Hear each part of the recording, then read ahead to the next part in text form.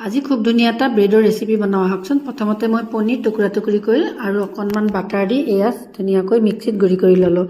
লগতে অকণমান পদিনা ধনিয়া দি এয়া চাটনিখিনি ৰেডি কৰি ল'লোঁ। এয়া ব্ৰেডখিনি মই লৈ ল'লোঁ আৰু ব্ৰেডৰ ছাইড দুটা কাটি এনেদৰে বেলনাই দি এয়া মই অকণমান বেলি ল'লোঁ। প্ৰথমতে আলুখিনি বইল কৰি অকণমান ভাজি ল'লোঁ। সকলোখিনি মছলা দি এয়া উঠাই ৰাখিলোঁ। ব্ৰেডৰ লগত এই আলু ভাজি এচামুচকৈ দি এনেদৰে বহলকৈ দি ল'লোঁ। লগতে মই কাটি লোৱা পনীৰখিনি মাজত দি ল'লোঁ। এয়া এতিয়া মেৰিয়াই দিম।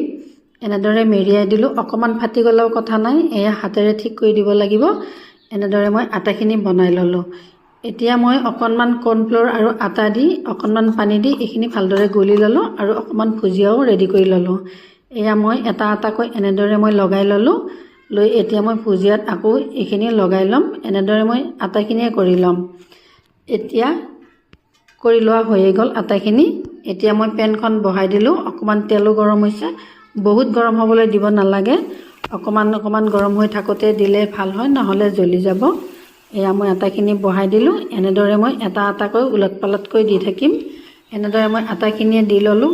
আটাখিনি হৈ গ'ল। এনেদৰে এয়া এটা এটাকৈ মই উঠাই ৰাখিম। এইখিনি মই উঠাই ৰাখিলোঁ। এনেদৰে খাবলৈ খুব ভাল হয়, মচমচীয়াও হৈছিলে আৰু আপোনালোকক মই ভাঙিও দেখুৱালোঁ। এনেদৰে আপোনালোকে এবাৰ ট্ৰাই কৰি চাব, সঁচাকৈয়ে ভাল লাগে খাবলৈ।